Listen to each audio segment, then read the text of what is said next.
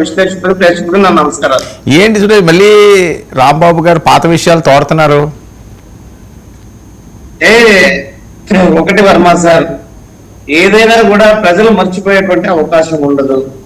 ఏదో అధికారం వచ్చింది కదా, మనం చేసిందే చెల్లుతుంది, మనం చెప్పిందే వేదము అనేటువంటి భ్రమలో ఉంటే అది సరిపోదు.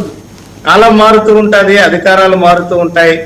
ప్రజలకి ఎన్ని రోజులు నిజాన్ని దాచినా ఒక్కరోజు నిజం అనేది తెలియక మానదు. కాబట్టి అంబటి రాంబాబు గారు కూడా జరిగినటువంటి పరిస్థితుల్ని ఏ రకంగా చేశారు అన్నటువంటి విషయాన్ని ప్రజలకు తెలిసేటువంటి ప్రయత్నం చేశారు. ఈరోజు కూటమి ప్రభుత్వం అధికారంలోకి వచ్చిన తర్వాత పవన్ కళ్యాణ్ గారు అనేటువంటి ఒక వ్యక్తిని అడ్డు పెట్టుకొని కేవలం పవన్ కళ్యాణ్ గారు మాతో ఉన్నారు, రేపు 15 సంవత్సరాలు కూడా ఆయన మాతో ఉంటానంటున్నారు, ఇక మేమే అధికారంలో శాశ్వతంగా ఉంటాము అనేటువంటి భ్రమలో ఉంటున్నారు. అయితే ప్రజలు చాలా చైతన్యవంతం చెందారు. ఈరోజు అంతిమంగా ప్రజలకు ఎవరు మేలు చేశారు, ఏ ప్రభుత్వాలు మేలు చేశాయి, ఏ వ్యక్తి మేలు చేశాడు, ఏ వ్యక్తి ఇచ్చిన మాటకి కట్టుబడి ఉన్నాడు అన్నటువంటి అంశాల మీద ప్రజలు చాలా స్పష్టంగా ఉన్నారు. ఈరోజు అధికారంలోకి వచ్చి 21 నెలలు దాటుతున్నప్పటికీ కూడా ఏ మాత్రం కూడా ఇచ్చిన హామీలు నెరవేర్చలేకపోతున్నారు. ఉదాహరణకు చూశారు, ఆడబిడ్డ నిధి అనేటువంటి పథకాన్ని చెత్తపుట్టలో పడేశారు, నిరుద్యోగ వృత్తి అనేటువంటి పథకాన్ని చెత్తపుట్టలో పడేశారు, ప్రతి జనవరికి జాబ్ క్యాలెండర్ అన్నారు, ఉద్యోగులకి డిఏలు అన్నారు, ఐఆర్లు అన్నారు. సరే ఓకే, అవన్నీ మనం రోజు మాట్లాడుకుంటే ఈ రోజు ఈయన మాట్లాడడంలో ఉన్న ఇన్సైడ్ ఏంటి?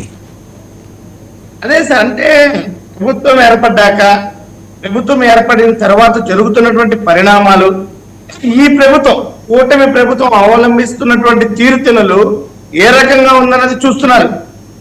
కక్ష సాధింపు ధోరణితో పోతున్నటువంటి ఈ ప్రభుత్వ తీరు క్షేత్రస్థాయిలో ప్రజానికానికి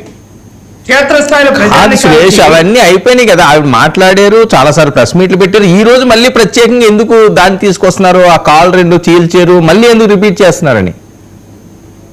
ప్రత్యేకంగా ఏం లేదు సార్, అంటే జరుగుతున్నటువంటి పరిస్థితులను ప్రజలకు వివరించేటువంటి క్రమంలో జరిగినటువంటి పనే తప్ప దీన్ని ప్రత్యేకంగా మళ్ళీ తిరగదోడారన్నటువంటి విషయం అయితే ఏమీ లేదు.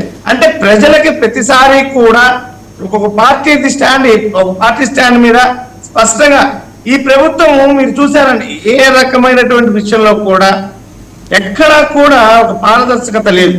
కేవలం ఒకే విషయంలో గట్టిగా పనిచేస్తుంది, అది ప్రతిపక్ష పార్టీల మీద కక్ష సాధింపు ఈ విషయంలోనే పనిచేస్తుంది అన్నటువంటి విషయాన్ని స్పష్టంగా తెలియజేయడానికి మాత్రమే ఈ రకంగా జరుగుతున్నటువంటి పరిణామాలను వారు వివరించడం జరిగింది.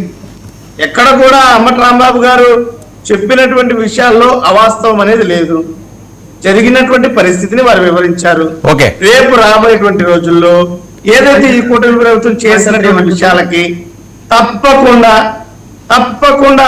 ఏ తప్పులు చేసినటువంటి ఈ కూటమి ప్రభుత్వానికి ఆ తప్పులన్నిటికీ కూడా సరైనటువంటి వివరణ ఇచ్చుకునేటువంటి రోజు వస్తుంది. వివరణ ఇచ్చుకునేటువంటి రోజున అధికారాన్ని కోల్పోయేటువంటి పరిస్థితి అయితే కూడా ఖచ్చితంగా ఉంటుంది. ఓకే రజనీ గారు, మీది కరెక్ట్ అయింది ఏంటి? ఇది కరెక్టే నా కాళ్ళు చీల్చడం